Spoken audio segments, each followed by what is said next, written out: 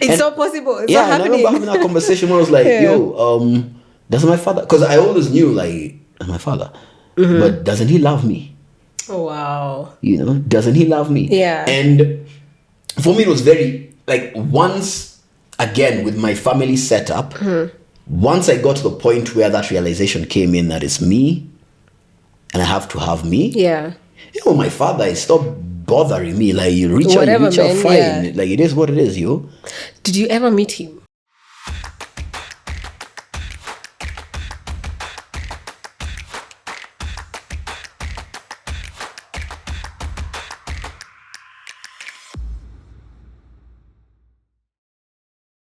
Hi guys, welcome back to my channel. I always wanted to say that.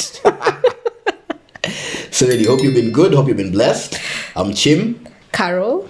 Yeah, we're back again with another episode of The Crib Sheet. The Crib Sheet, yes. Sema by the way, ulikuwa umepotea. Nilikuwa nimeenda kuhustle bana kutafuta unga. Sawa. How was it though? It was fun. Work. But yeah, just the usual hustle.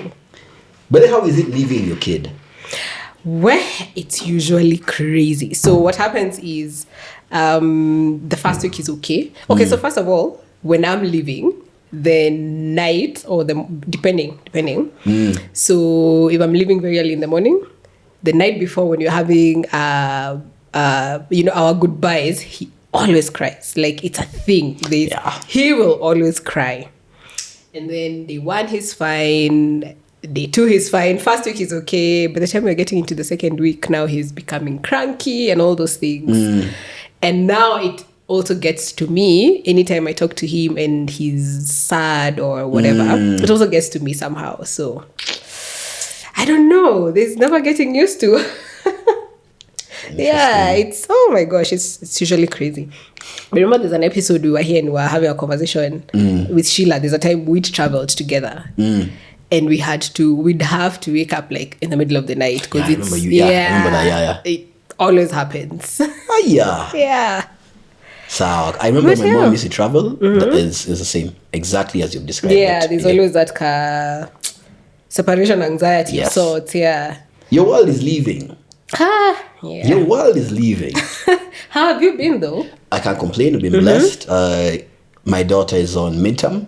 Oh, nice. Yeah, it's that time. Yeah.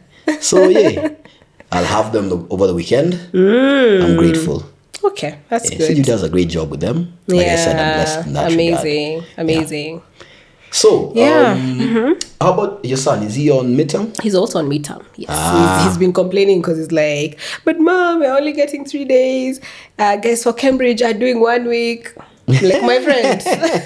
Wait until summer break. That is when you'll know. Yeah. So, so today we're going to be talking to your kids about being a single parent or a co-parent. Yep. Have you had that conversation? I have had the conversation mostly because he has asked about it. But I remember, I think when we were off camera, I just realized, I thought I had, and then I think when we were discussing, I realized I've just pitied Juju. I don't think I can give him details of why, but I have had the conversation because he started asking about the dad. I think as soon as he got to school and they were learning about family. A family has a mom, dad, and kids. Yes, I remember. Yeah. So at that point, he's wondering, wait, mom, but it's just you and I. Where is dad? And where is our other sibling?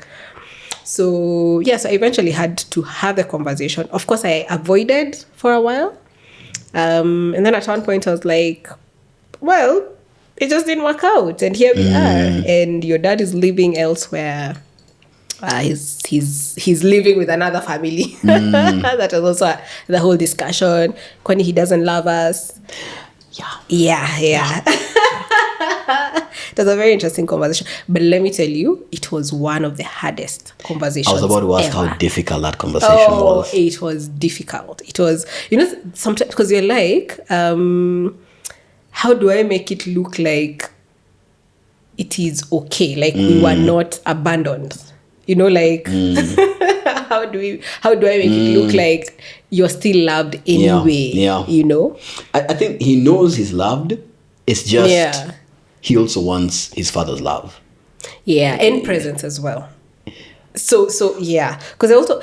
But question is, okay, I don't know. Sometimes I ask myself not I ask myself, I've actually asked him before.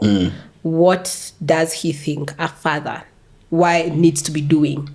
You know, what is this that he wants? He wants the dad to be here, but what is this that he feels is missing? Right? He can't explain it, but I think he knows on a deeper level what it is. He might not right now be able to explain it, but I'm sure he knows. Yeah.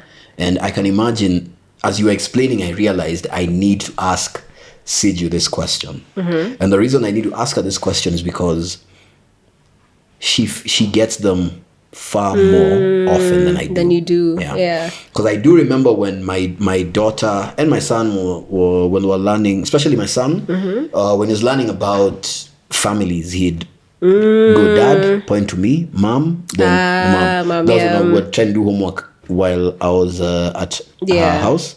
And when he tries to do that, he would refuse to acknowledge my wife. Oh, wow. Right? Yeah. And the same thing goes with my daughter. My daughter she's a chip of the old block. She's like me, talks a lot, very rambunctious, very... But a very happy kid. Yeah, that is down to the mother. Kid, That is down to the mother. Siju has a way of channeling that energy in a way that does not constrain my daughter. Yeah. Shan. Growing up, I'm deviating, sorry. Growing up, I was very constrained. So I never really learned how to deal with it. I just learned to be rambunctious elsewhere. So it was like my way of being naughty because I never really learned how to deal with it. She's taught my daughter. But anyway, I do know I've had this conversation with my daughter, like Juju. And so what did you tell her? Yeah, she asked me like, why aren't you with Mom? And I was like, no, like, it just didn't work out. But I'll have this conversation with you when you're older. There are certain things she knows. She even just knows when she brings her, you'll tell me we'll talk about this when I'm older. And every time her birthday comes, she asks me, I swear to God, twice this has happened. Am I old enough now? I told her, sweetheart, when you're older, we'll have this conversation heart to heart. With me and my love for you and your love for me, we'll sit down, you, me, and your brother, and we'll have this conversation. Outside of that, I just usually tell her, look, I love your mom, but in a different way. It's not like I love her in a way that like romantic love, right? Do they even get the difference? I try and break it down. Okay. Like, I have my wife, and nowadays I refer to her. I used to call her Nyam Nyam to the kids, and it's because, well, they were young or too young to say her full name. Yeah. So Nyam Nyam was easy. Yeah. But now I just say my wife. Okay. To try and make them understand. Yeah. When we discussed the whole, because I've been asked why I don't live with them, and I'm like, because I'm married, and I have my wife. Yeah. And your mother is not my wife. So, we both love you. Yeah, my wife loves you, but we are not together. We're not together. Yeah. So have they ever, I don't know, when did you guys stop living together? I've never lived with her while. Okay, so they've never seen you guys together. So it's kind of also easier to process because you've never been there. Okay. Also, I sort of understand why for them it can be very confusing because we do some activities together. And I believe it's very, very important for us to do some activities together because, honestly speaking, I want them to understand there is no bad blood between me and between Siju and I. Yeah. There's no bad blood between your mom and I. There is, like, we are a united front. Yeah. We both love and I you. think that helps. Yeah. And when it comes to discipline, you need to understand you can't tell me something and run to mom. No. There's none of that. And my daughter has. Lord knows she's tried it. Lord knows she's tried it. So there's that. And I can see the confusion because when we are together, even other guys will see us and just assume, oh, this is a couple. Guys, yeah. Which I remember seeing that with dipshits from Twitter when they came after the mother of my kids and I, the time we had an episode with Ah, Rama. yeah, I remember. Oof, I remember that. You know, yeah. the dipshits of Twitter don't know how to have a big brain moment. So they see that and they automatically assume Yeah. every co-parenting arrangement is toxic. And Yeah. we're really trying to teach our kids it doesn't have to be. And I think that's a very good thing because, and it's not just for your kids, but anyone else who's seeing you, they need to realize it doesn't have to be toxic. We don't have to walk around hating each other. We just need to know. Also, it's because she's moved on, I've moved on. That's why it's possible. No, but well, it helps. But I feel like sometimes if you guys also have toxic partners, then it would affect your relationship. So I think it also helps that your partners are okay with. Are they okay? Yeah. Okay. Like, I wore it on my sleeve. It's not something that I hid. Yeah. So So I think it helps that your partners then, both your partners understand that there's this thing, going on. Let me ask. Are you from you are from a two-parent household? Yes, I am. Okay. Yeah. Okay. No, because I was going to ask how your parents had that conversation. I just realized it does not apply to It me. doesn't apply to me, but does it apply to you? Yes, it does. So Yes, it how does. And that's why, as you were explaining, like the process of you having to travel and leave your son, Yeah. I could relate. Yeah. Actually, you mentioned something of that. So how was it for you? Not the easiest. I came from a bit of a hybrid situation. I come from a hybrid situation where there was my mom and an aunt, and they lived together, and they raised me and her son, my cousin, together. But it was always those ones of when my mom would travel. I knew this was a unit. They were them. Okay. And I was me on the outside. So outside of ensuring I didn't kill myself, because I was a very dumb kid. I was a very dumb kid. Outside of could have. ensuring I didn't kill myself, I was on the outside.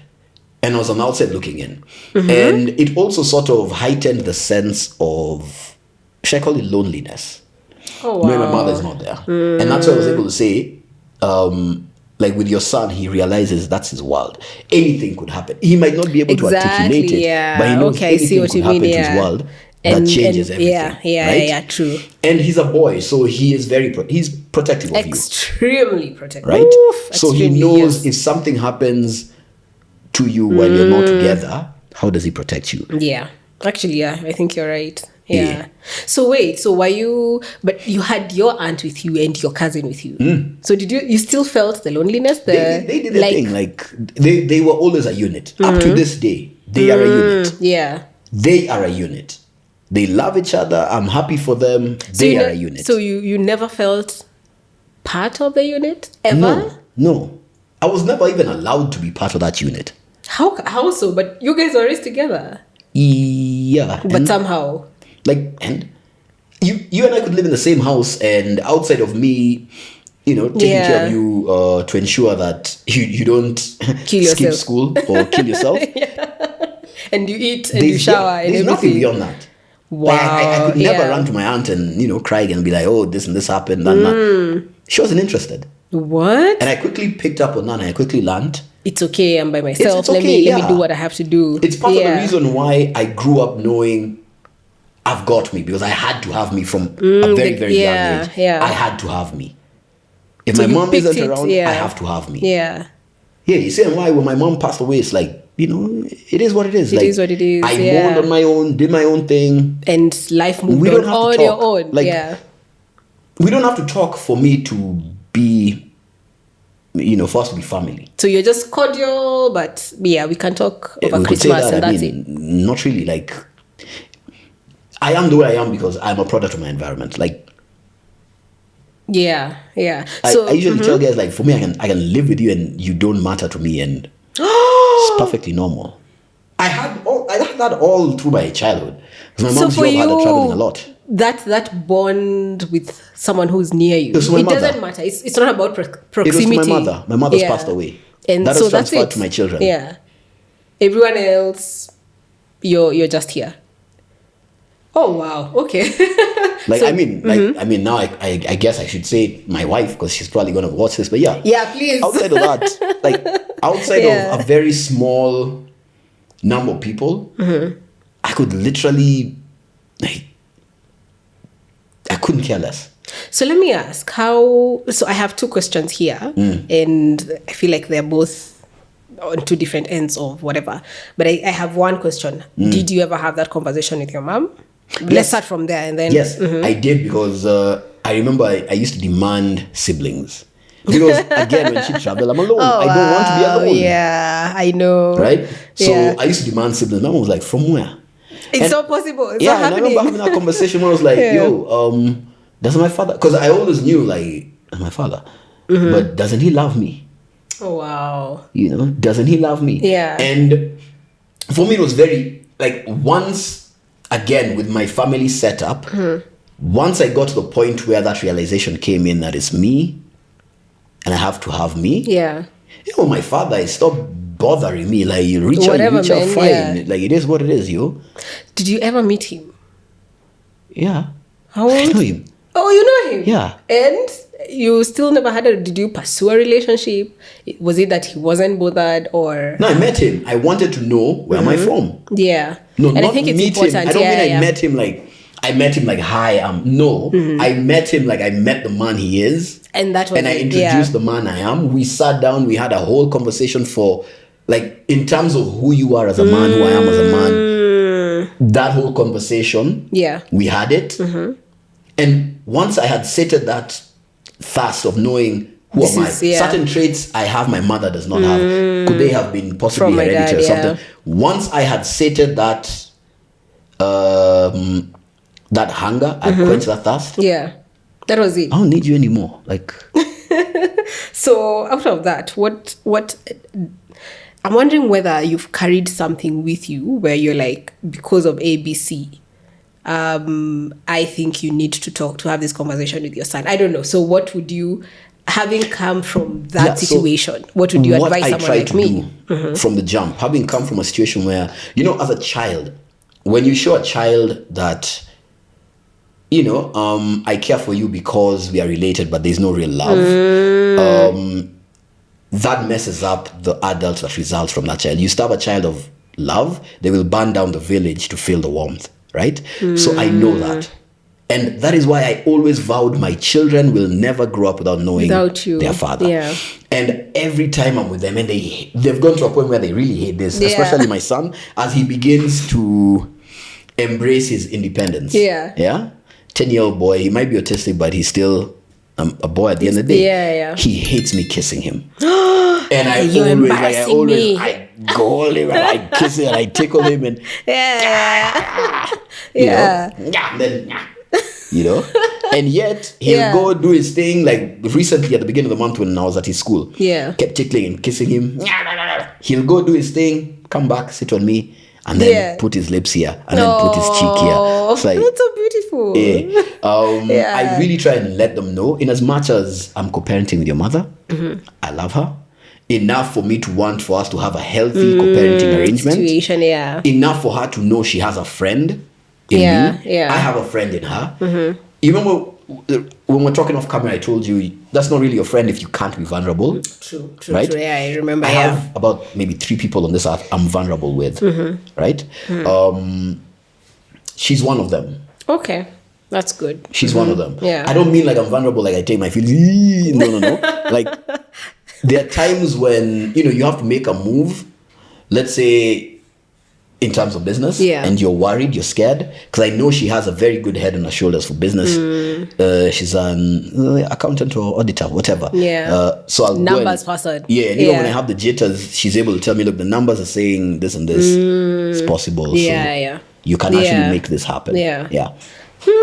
Also, Okay. interestingly enough, yeah, she was one of the 3 people, one of the 2 people who I had some family issues when my mother passed away. Yeah. She went to represent me Oh, wow. because I was Okay. not in the headspace to talk. I don't believe in people representing you, but I was not in the headspace to talk And you needed someone to do to my that. family, Yeah, and I yeah. needed someone Yeah. who would be there to say Chim's interests are going to be spoken for. Yeah, yeah. Because I knew had I gone in, it Things been would have gone south. Everyone would have focused on how I was talking instead of what I was saying. What you were saying, yeah. So yeah. Wow. Okay. So let me go back to your upbringing. So how old were you when you had the conversation? Were you like below 10? Were you above 10? With my mom, I think it starts off, you know, with the normal curiosities. when in school they start telling you about mom, dad, the family has mom, dad, grandma, you know, or baby shark. When you're that age, we didn't have that, but when you're that age, because you know, baby shark will have the grandpa shark, And grandma then, shark, and the yes, rest. exactly, yeah. So at that age is when I began to notice there's a difference. Yeah. Then after noticing that there's a difference, as you get older, as you grow into that understanding, you'll have that conversation on and off. And I think my mom handled it in a way that you're too young to understand it. When you're ready, I'll explain. Never badmouthed my father. Okay, that's good. Although she used to hate it when I told her I'm my father's son, because he is a man who had a lot of women. My father loved women. I love women. So the apple does not fall far from the tree. On that one, yeah. I have now she should be 8. I have an 8-year-old sister. That's wild. That is wild. Yeah. Wow. She was 6 in... Wait, how old will she be? She was 6 in 2020. So... About 5. Yeah. Okay. Well, I'm about to ask how, but anyway, let me not ask how because... Well... Yeah. Okay, wow. So she explained what she explained and everything. So I think I asked you a question earlier and let me just ask again. So what would you tell someone like me or someone who has a child who's asking about their father? Would you tell them? Tell a single mother? Number one, don't badmouth that man. You could hate him. We actually had this conversation, interestingly, with... the episode that was just for men, myself and my 2 friends, Solo, shout out Solo and Zola. And this was a similarity in the experience, which we've never discussed our bringing, but this was a similarity. Never badmouth that man. Your child will grow up and realize who played which role, who was toxic, was not, who was a fuck up, was not. Your child will grow up and realize. You get? And if you've been talking about this man from your bad heart, so you're talking down about him, your child will soon realize that and be like, I understand why, especially if it's a boy, because the boy will grow up to deal with women who are also useless. So he will begin to equate you to those women. Okay. You get? Okay. So he'll be like, now I understand why this man walked away. You get? But so how... Okay, so I hear you. I think for me, I really do agree with you. Do not badmouth the guy, regardless. But I think I'd mentioned to you guys a while back that I have been accused of holding, of holding back my son, not allowing the dad to see him. But then sometimes I ask myself, okay, so he will grow up. He will be told that it is your mother who kept you away from me. How will he decide? The boy is not stupid. He will grow up and he will learn. Like I keep telling you, like there's no better way for me to put this. He will learn. He will grow up and he'll realize, oh, okay, but that's not mom. Like, that is not mom, because a day is coming when he will have a very difficult conversation with you, especially when he suffers his first real heartbreak. God forbid it happens to be a heartbreak with a woman who he genuinely saw a future with. So he's like 25, 26, around that age, where he'll sit down with you and be like, yo, what's up? And he'll come back and tell you, I always saw women are like you, like they'd be like you. What I'm dealing with right now, no. And that pain will trigger something in him where he'll be like, okay. So at what point do you then have that, at what point do I have the conversation of, this is really what happened? Because it's not now. Now you're like, okay, fine. It's not you to have that conversation per se. I'd even say, you see the way you're really, really close with Sheila? That's her position. And I'm speaking from my perspective, where it's my auntie. Hey, it's an auntie I really, really love. Met her late in life, but really love her. Her name is Mohenje. Hi. Really, really stood in, like she could tell, in as much as I was emotionless, she could tell this kid is hurting. Something, But anyway, she's the one who really told me the history between my father and my mother. Like, yo, this is what happened. And you see, she's able to have that conversation without fear of censoring herself. You get? She's the one who'll tell me, yo, honestly, I won't badmouth him, but he was not a serious guy. He used to It is chase what it every is. scat. Yeah. And he never grew out of that. Yeah. Right? And you accept that, and like in your case, you will have, it's like on a gradient. The older he becomes, the darker the color, right? The darker the conversation, the more serious it becomes. You'll have that conversation up to a certain point, because there are certain things you're not going to have that conversation with your son or with your daughter. Yeah? Yeah. So let an auntie that you trust, his or her auntie that you trust, let them be the one to have that conversation with them, where it's like, yo, honestly, because there are some truths that have to be said. Honestly, your dad was a fuck nigga. It's a fuck boy, right? You can't say that. She can. And she's can have that conversation and say, and you know, your son won't be like, how dare you talk about my father that way as my mother? You understanding? So is it... So should this conversation be had by an auntie or because I'm also trying to wonder, how do you have that conversation with a woman? To a certain point. As a man, you're a grown-up boy. Shouldn't you have that conversation with a man? I mean, or how, I don't know. That's very interesting. Sometimes you don't have the luxury of having a man around who can have that conversation with him. Right? Unfortunately, sometimes so whoever is available, so someone that you trust, who you know can represent the facts without it being, can actually champion your story. Because also the child, I'd say once they start hitting 17, 18, 19, 20, the child needs to understand, oh, okay, so my mom was not at fault. Because you will bear some of the blame for that. For sure. Broken family. I bear some of the blame for that broken family. And what I do is I usually absolve the CJ. I'm like, I usually tell the kids, this is on me. This is on me, this is on me, this is on me. Yeah. You know? You have the luxury of both of you being there. Yeah. So you can... Yeah, but I'm also thinking for someone who for sure the guy is not there. So the guy will show up at some point and claim. That's why you also need to have your friend or a relative that you nominate, who you trust, who will eventually have that conversation. Yeah. So when this guy shows up, they are able to completely distort the story. Yeah, the story. And your child will also sit back and ask, okay, mom never told me this, why?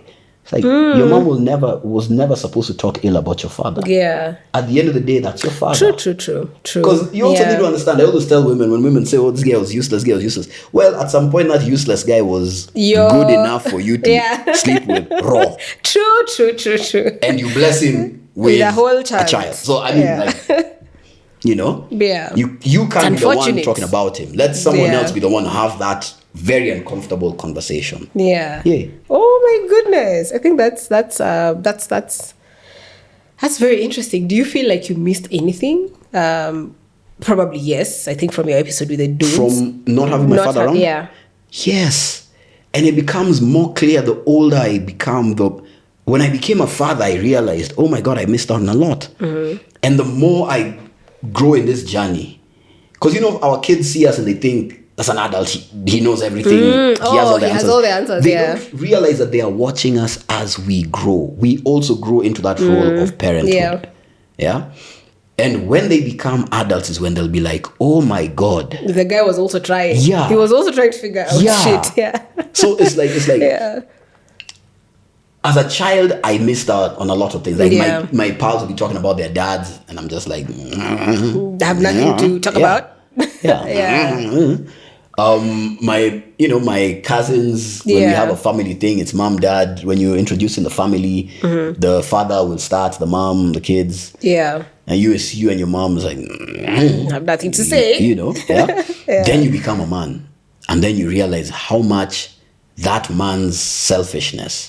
Because up until I turned 18, we can make the argument that, he needed to step away. Maybe my mom was toxic. I'm not saying she wasn't sick in such a situation. But after 18, he had the opportunity. You reach out, and actually now have a relationship with me where you help mold me, help me unlearn some of the feminine traits. That's another thing. I realized I took on a lot of feminine traits that I had to unlearn, and up to now I'm still struggling to unlearn them. really Wow. struggling to unlearn Okay. them. So those are some of the things you realize you miss from your father, Yeah. especially when you start looking at another man And you start realize, noticing, ooh. oh, this guy is always cool and calm. Yeah.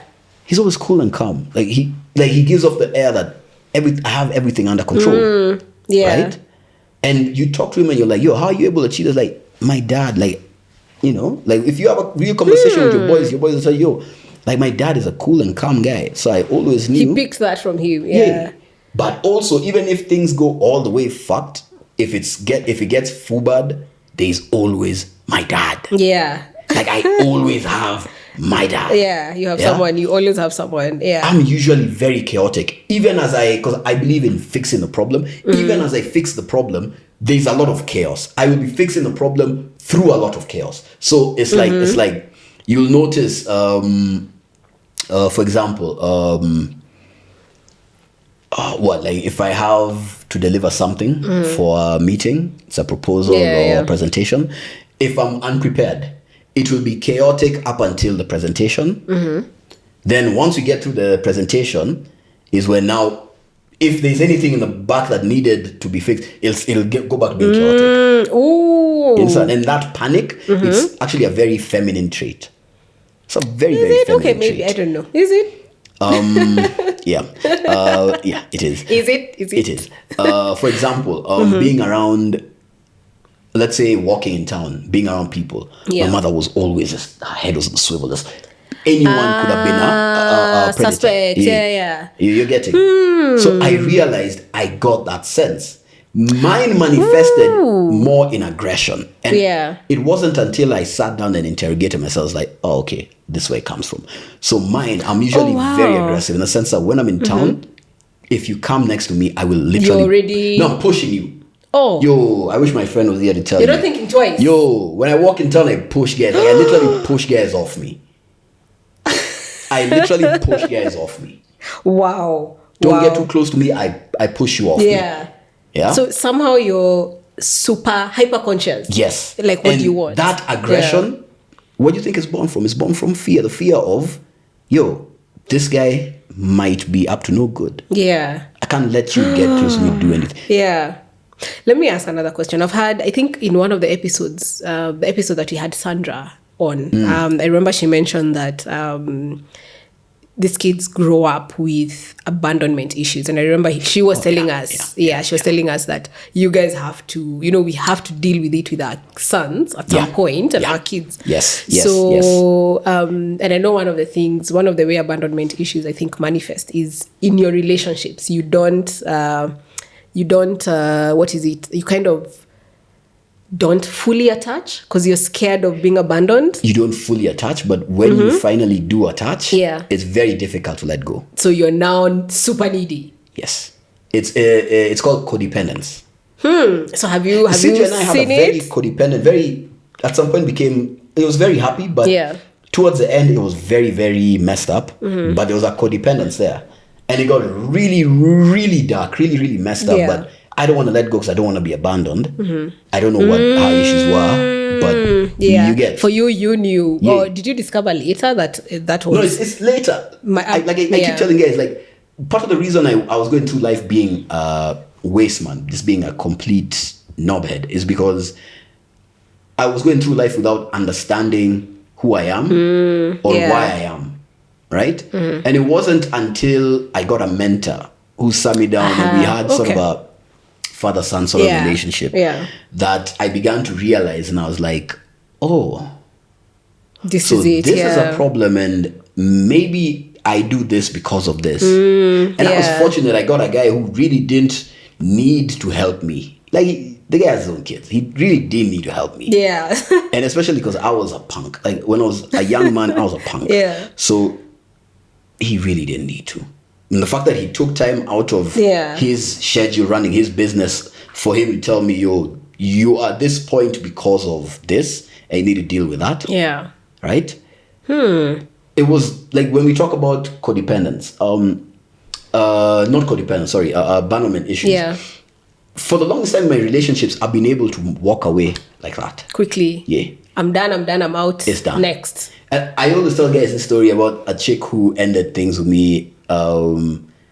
And she started crying because I was unresponsive. Because Oh, she was expecting a response, a reaction, and you didn't react. Yeah, because the first time she told me, yo, I think we need to end things. She was going through some shit, some stuff, personal family stuff. And I was like, okay, cool. I'll do this. I don't really think you want us to end things. I think you're going through a lot. And you're conflating that with you having some control is you telling me we are over. So I don't really think that's what you want. So let's... And then like a month later, a few weeks later, she came back like, I've reflected and actually I want to end it. I was like, okay, cool. And she started crying. And she's telling me like, yo, you're not even fighting for me. Yeah. And I remember looking at her like, what the fuck? What? You didn't even fight for her, Chim. I remember I was confused. I was like, what? Most of my relationships, a chick would call me and be like, yo, we are done. I'm like, okay.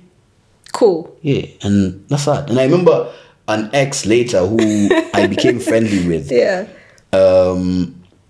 One of the things we discussed later on was she's like, yo, did you ever really love me? Because I mean, I know you. If you move on that fast, I'd also ask myself, did this guy ever love me? Even did you? So the abandonment issues are there, and they manifest differently for different guys. But it is what it is. Well, it scares codependence. me but it's good that we know now, because then it means that we kind of watch. And it's also why your son will need a mentor, because he needs to learn to detach. Ukiachwa achika. That is usually a big trait of boys raised by single moms. Yeah. That fear of rejection and abandonment, that is a huge trait. Actually, it's one of two extremes. Either you'll be like me, where it's like, cool, I'm done. And I remember even with my wife had to actually tell me, this is not normal. You need to address this. Wow. It is not normal. Because we would fight and we'd get to a point where it's like, cool, I'm done. Like if clearly we haven't found a solution right now, it's okay, let's move like on. For me, I'm always like, I used to be like, yo, we haven't found a solution. We have 4 today. It's 10. We have 4 today. Cool. So there's no solution. Let me call you an Uber bounce. Let's end things here. And she was like, yo, what the we are having a fight now. It does not mean that. It does not mean that the whole relationship, like we eat it. No. Like it's an issue now. Let's deal with it. And I remember she comes from a very balanced family. And I can tell you, she usually tells me, you are not normal. The way you deal with problems is not normal. And also that has helped me sort of figure it out. But single parent sons usually have a problem with being told it's over. Yeah. Those are the guys who flip out. I think it's good that we know that now, because like you're saying, we need to get mentors who can tell them, by the way, sometimes you'll be achwad. And it's fine. And it doesn't mean it's the end of the world. Don't cry in front of her, bro. Yes. You can cry, but you tell her kwaheri, go home and cry. I have a story about that, by the way. There's a time Siju and I broke up. And I remember crying in front of her. So you were crying. What were you telling her? This was the first and the only time that I cried in front of a chick and over a chick. Like I said, codependency. Yeah. And I remember running to my mom. My mom at that time was staying at this hotel in Toys called Stanley. I don't know what she was doing there. She was at the Stanley. And she was at the Stanley. I remember going there and just the look of, like, she didn't know what she didn't know what she was going to tell me. It was almost a look of disgust, like, so why are you crying? And I'm telling you, we walked from... I started crying in Spring Valley. And I cried in the Matatu. Everyone was just looking at me like... Wait, for real? Like what? You cried the whole way? Yo. Okay, Chim, for real? Yo. All the way. I got Stanley. Oh, that's now when I really broke down. Now you're home. Like, you're like, no, mommy is here. Yo, bro. And even my mom was so repulsed by that. Bro, learn from that mistake. Learn from my mistake. Never ever cry in front of a chick or over a chick. But you're allowed to cry, right? If you must, bro, lock yourself in a dark room. Don't even wait to look at yourself in a mirror. Switch off all the lights. Ugly cry where you can't see yourself. Call it a day. Oh my gosh. But don't cry in front of anyone. Never. Cry in front of your bro, maybe. Maybe. If your parents, life happens. If it's over a woman, go to a dark room, switch off the lights, ugly cry. When you're done, you move on. Oh my goodness. I think that's a good place to end. It really is. Guys, thank you. If you're here with us, we truly do appreciate it. Till the very end, we truly do appreciate it. Asante, yeah. Remember to like, share, comment, subscribe. No, really, guys, subscribe. Subscribe, please. Please do, please subscribe, yeah. Help a brother out. Subscribe. Yeah. Thank you so much for sharing your narrative, your story with us, Carol. Thank you. And thank you for sharing yours as well. I was about to thank myself. Gosh, Last wait but for not me. least, Oh my goodness, thank Jim. me. Let me allow me to thank you. Alright, guys, it's been real. We'll catch you on the next one. All right. Peace. Bye.